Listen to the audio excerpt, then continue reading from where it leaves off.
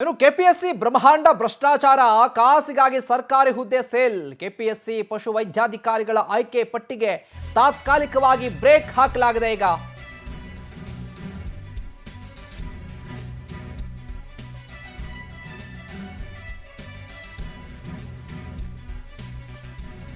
ಭ್ರಷ್ಟಾಚಾರದ ವಿಚಾರಕ್ಕೆ ರೋಸಿ ಹೋಗಿದೆ. ಈಗ ಈ ಬೆಳವಣಿಗೆಗಳಿಂದ ತೀವ್ರ ಮುಜುಗರ ಆಗಿದೆ ಅಂತ ತೀವ್ರ ಬೇಸರವನ್ನು ವ್ಯಕ್ತಪಡಿಸ್ತಾ ಇರೋದು ಪವರ್ ಟಿವಿ ಜೊತೆ ಕೆಪಿಎಸ್ಸಿ ಕಾರ್ಯದರ್ಶಿ ಕೆ ಜ್ಯೋತಿ ಬೇಸರದ ಮಾತುಗಳನ್ನಾಡಿದ್ದಾರೆ. ವಿದ್ಯಾರ್ಥಿಗಳಿಗೆ ನ್ಯಾಯ ಕೊಡಿಸುವ ಪ್ರಯತ್ನವನ್ನ ಮಾಡ್ತೀನಿ ನಾನು. Digital evidence, exam hall, CCTV ಮೂಲಕ ಪರಿಶೀಲನೆ ಮಾಡ್ತೇವೆ. ಅಧ್ಯಕ್ಷರು ಸದಸ್ಯರ ನೇಮಕವೂ ಕೂಡ ಬದಲಾಗಬೇಕು ಅಂತ ಆಗ್ರಹಿಸಿದ್ದಾರೆ. ರಾಜಕೀಯ ಹಸ್ತಕ್ಷೇಪವಿಲ್ಲದೆ ನೇಮಕಕ್ಕೆ ಆಗ್ರಹಿಸಿದ್ದಾರೆ ಕೆ ಜ್ಯೋತಿ. ಭ್ರಷ್ಟಾಚಾರ, ಬ್ರೋಕರ್ಗಳ ಬಗ್ಗೆ ತನಿಖೆ ಮಾಡೋದಕ್ಕೆ ಸಮಿತಿ ರಚನೆ ಮಾಡಲಾಗುತ್ತೆ. 1 ವಾರದೊಳಗೆ ಎಲ್ಲ ಅಭ್ಯರ್ಥಿಗಳ ಜೊತೆ 1-to-1 ಮೀಟಿಂಗ್ ಕೂಡ ಆಯೋಜನೆ ಮಾಡಲಾಗುತ್ತೆ. ಯುಪಿಎಸ್ಸಿ ಮಾದರಿಯಲ್ಲಿ ಕೆಪಿಎಸ್ಸಿ ಅಧ್ಯಕ್ಷ ಸದಸ್ಯರ ಆಯ್ಕೆಗೆ ಆಗ್ರಹವನ್ನ ಮಾಡಿದ್ದಾರೆ.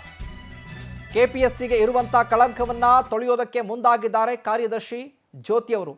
ಬೇಸರದ ವಿಚಾರ, ಇಂಥ ಸಂದರ್ಭದಲ್ಲಿ ಈ ರೀತಿ ಯಾಕೆ ಇಂತಹ ಕೆಲಸಗಳಾಗುತ್ತೆ ಅಂತ ನಾನು ಕಾರ್ಯದರ್ಶಿಯಾಗಿರುವಂತಹ ಜ್ಯೋತಿಯವರು ಪವರ್ ಟಿವಿ ಜೊತೆ ಮಾತನಾಡಿದ್ದಾರೆ. ನಮ್ಮ ಪ್ರತಿನಿಧಿ ಶಶಿಧರ್ ಮಾತನಾಡಿಸಿದ್ದಾರೆ. ಏನು ಮಾತನಾಡಿದ್ದಾರೆ ಕೇಳೋಣ.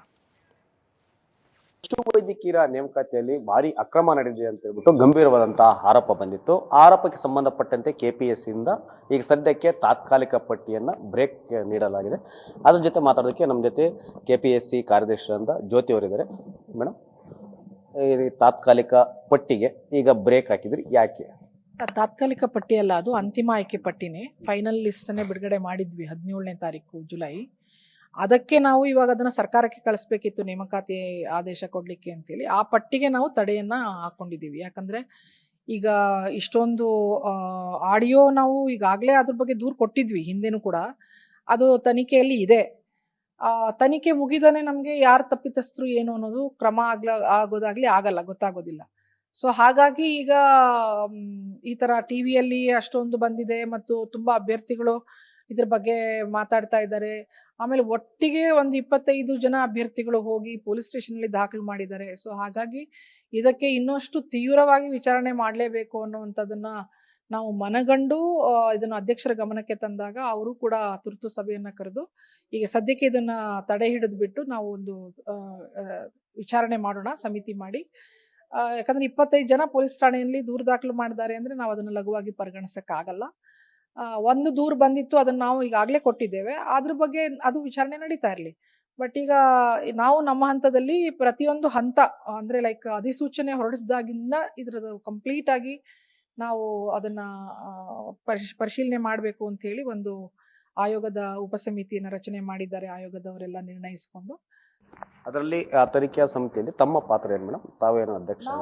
ಇಲ್ಲ, ನಾವು ತನಿಖೆಗೆ ಎಲ್ಲ ಮಾಹಿತಿಯನ್ನು ಒದಗಿಸಬೇಕು.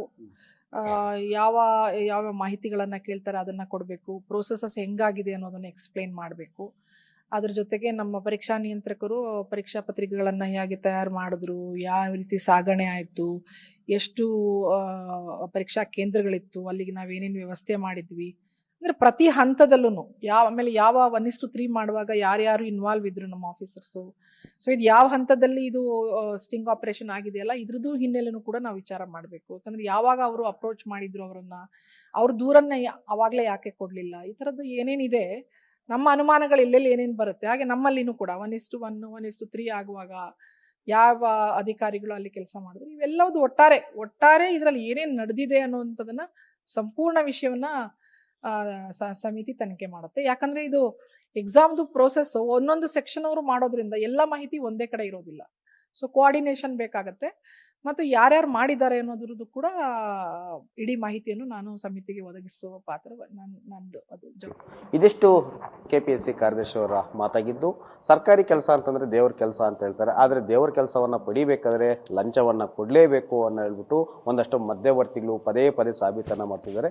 ಇನ್ಮೇಲೆ ಆದರೂ ಕೂಡ ಕೆಪಿಎಸ್ಸಿ ಇಂದ ನಡೆಯುವಂಥ ಪರೀಕ್ಷೆಗಳಲ್ಲಿ ಅರ್ಹತೆ ಇರುವಂಥ ಅಭ್ಯರ್ಥಿಗಳಿಗೆ ಕೆಲಸ ಸಿಗಲಿ ಅನ್ನೋದು ಎಲ್ಲರ ಆಶೆಯಾಗಿದೆ. ಕ್ಯಾಮ್ರಾಮನ್ ರಮೇಶ್ ಜೊತೆ ಮಾಲಂಡಳ್ಳಿ ಶಶಿಧರ್, ಪವರ್ ಟಿವಿ, ಬೆಂಗಳೂರು.